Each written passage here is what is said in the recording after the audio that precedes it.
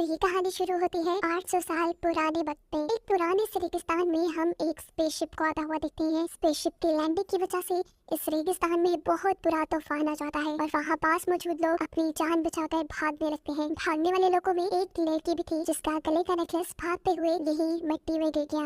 ये scene cut होकर अब कहानी प्रेजेंट टाइम में आती है। 800 साल का वक्त बीत चुका है। जिस जगह ये स्पेसशिप उतरी थी उसी जगह पर रिसर्च चल रही है और वो नाम की लड़की को यहाँ वही नेकलेस मिलता है जो उस लड़की के गले से उतर कर गिर गया था। और प्रोफेसर इसकी जांच करते हुए बताते हैं कि ये नेकलेस बहुत पुराना है और हो सकता है कि ये बहुत कीमती भी हो। ये जानकर वो खुश हो जाता है। टी डे में वहाँ जॉन नाम का एक आदमी आता है जो कहता है कि तुम्हें यहाँ जो भी चीज मिलेगी वो तुम्हारे पास मेरी इमानत है। जिसके जवाब में वो कहता है तुम्हारी कहाँ से, ये जगह चाइना की है और यहाँ से हमें जो भी चीज मिलेगी वो चाइनीज हुकूमत की इमानत होगी। इस बात से चिढ़कर जॉन वहाँ से चला जाता है। हमें मालूम होता है कि वो और उसके प्रोफेसर की टीम यहाँ कई सालों से रिसर्च कर रही है और रिसर्च के बाद इन्हें मालूम हुआ कि इस जमीन के नीचे कई सौ साल पहले एक लुलान नाम का शहर हुआ करता था। इन्हें वहाँ लकड़ी के कुछ टुकड़े भी मिले थे जिन्हें मिलाने पर वहाँ लुलान शहर का नक्शा बनता था। इस नक्शे को और लड़की के नेकलेस को देखते हुए प्रोफेसर ने एक कहानी बनाई। जमीन के नीचे मौजूद शहर की हालत उन्हें ये बता रही थी कि 800 साल पहले जरूर वहाँ पर कहत आया होगा और ये नेकलेस उस टाइम पे सिर्फ मॉन्क पैदा करती थी, यानी वहाँ पर मॉन्क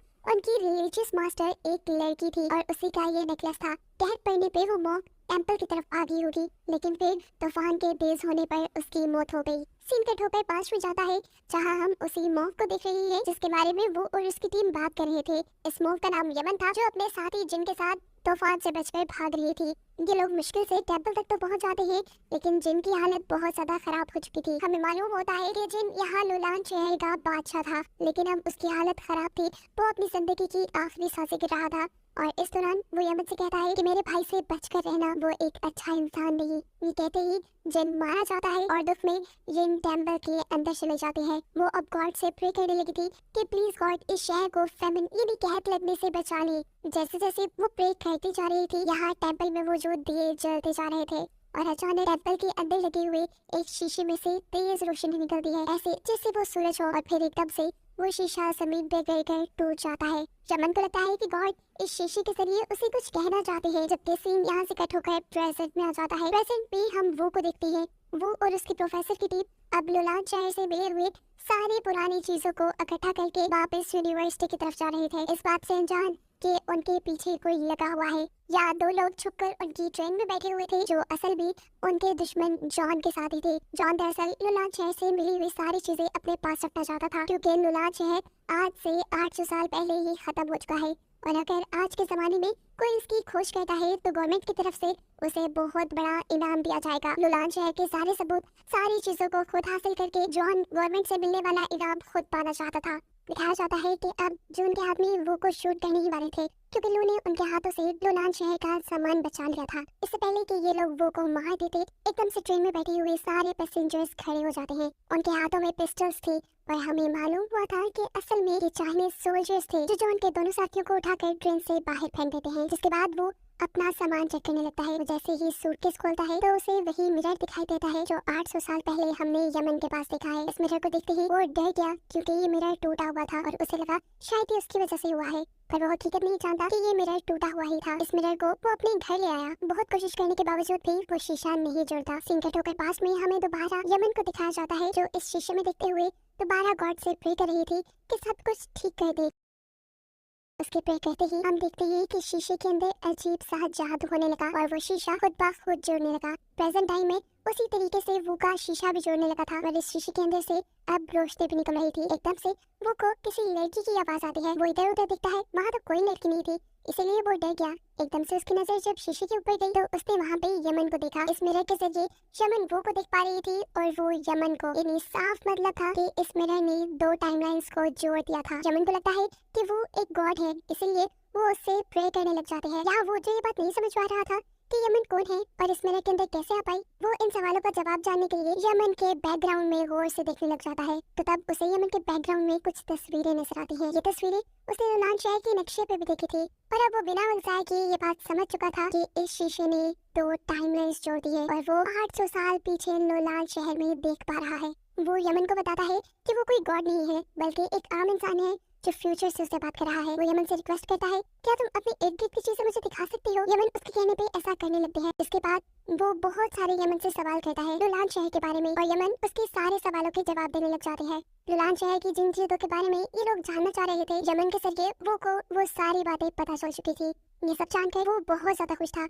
उसने सारे सवालों के जवाब ढूंढ लिए थे, लेकिन इससे पहले कि अब वो यमन से कुछ और पूछता या उसे कुछ कहता, वो देखता है कि यमन की तबीयत खराब होने लगी है। वो जल्दी से अपनी फ्रिज से जाकर कुछ खाने को लेकर आता है और उसे यमन को दे देता है। यमन भी इस मिरर के अंदर हाथ डालकर उस चीज को पकड़ लेती है और उसे खाने लगती है। ये खाने में बहुत मजेदार था। यमन ने अपने टाइम में ऐसी चीज कभी नहीं खाई थी। खाते हुए यमन वो से बातें करने लग जाती है और देखते ही देखते इनके दरमियान में अच्छी अंडरस्टैंडिंग हो जाती है। अब दिखाया जाता है कि थोड़े से ही अरसे में वो ने यमन की दी हुई इंफॉर्मेशन के जरिए लुलान शहर के ऊपर एक बुक लिख डाली थी। इतनी बड़ी खोज करने के लिए वो को गवर्नमेंट की तरफ से बहुत बड़ा इनाम भी दिया जाता है। इस सेरेमनी में हम देखते हैं कि जॉन भी था, जो वो की इस कामयाबी से काफी हैरान था। उसे समझ नहीं आ रही थी कि वो ने इतनी जल्दी और इतने सारी सच्चाइयों का कैसे पता चला लिया।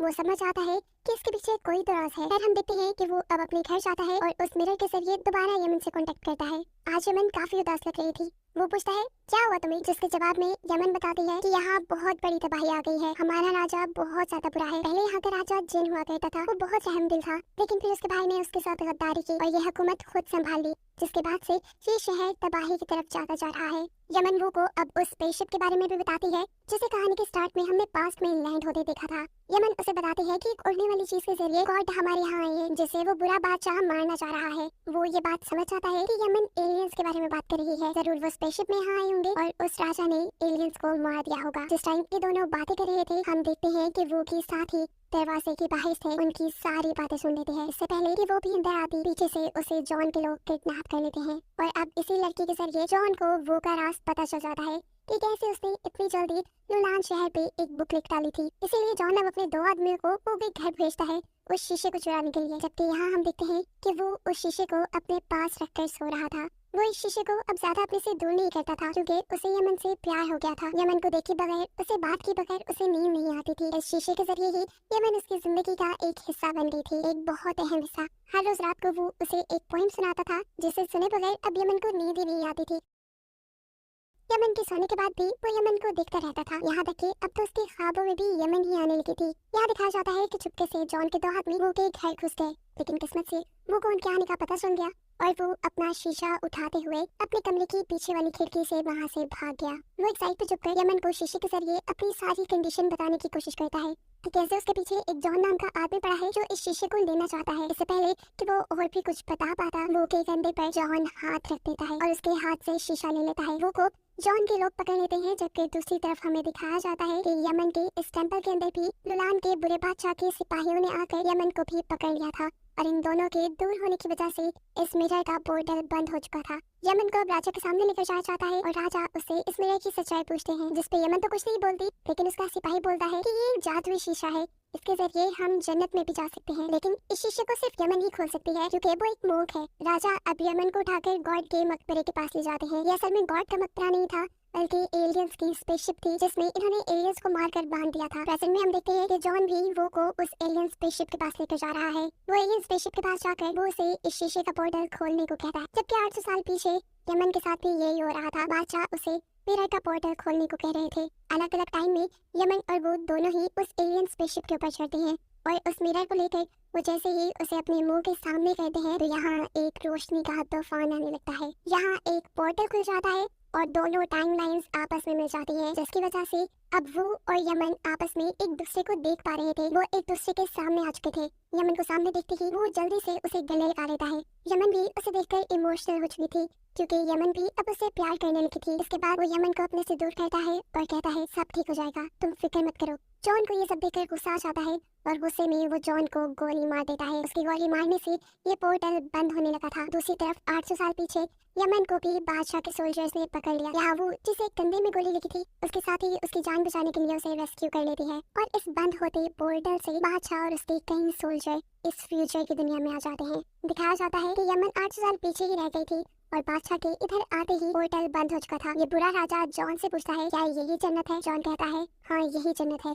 और मैं तुम्हारा खुदा हूँ। ये सुनकर उस बुरे राजा को गुस्सा आ जाता है, क्योंकि खुदा तो वो खुद बनना चाहता था। इसी गुस्से में वो अपने सोल्जर के हाथ से उसका वेपन उठाकर जॉन के एक आदमी को मार देता है। इस तरह जॉन और राजा के दरमियान में एक जंग छिड़ जाती है। राजा के सोल्जर्स के पास पुराने जमाने के वेपन्स थे, जबकि जॉन के लोगों के पास आम सी पिस्टल्स थी। इससे पहले कि इनके दरमियान हुई जंग कोई और शक्ल लेती, एकदम से इस जगह दोबारा रेत का तूफान आ जाता है और ये सारे के सारे इस तूफान के अंदर धंस जाते हैं। लकीली वो और उसके साथी जो पहले ही यहाँ से भाग गए थे, वो इस तूफान से बच गए थे। सीन कट होकर हमें कई साल बाद का सीन दिखाया जाता है। वो अब बूढ़ा हो चुका है। वो दोबारा इस जगह आया है क्योंकि अभी भी यहाँ पर रिसर्च जारी है। यहाँ पर अब कोई और टीम रिसर्च कर रही थी और इन्हें यहाँ पे और भी पुरानी चीजें मिली थी। उन्हीं में से एक चीज को वो उठा कर देखता है, उसमें एंशिएंट यानी पुरानी लैंग्वेज में कुछ लिखा हुआ था। यमन के साथ बातें कर करके उसे पुरानी लैंग्वेज तो आ गई थी, इसीलिए वो बहुत ही आसानी से ये लैंग्वेज पढ़ पा रहा था। इस पत्थर पे वही पोएम लिखी थी जो वो पुराने जमाने में यमन को सुनाया करता था।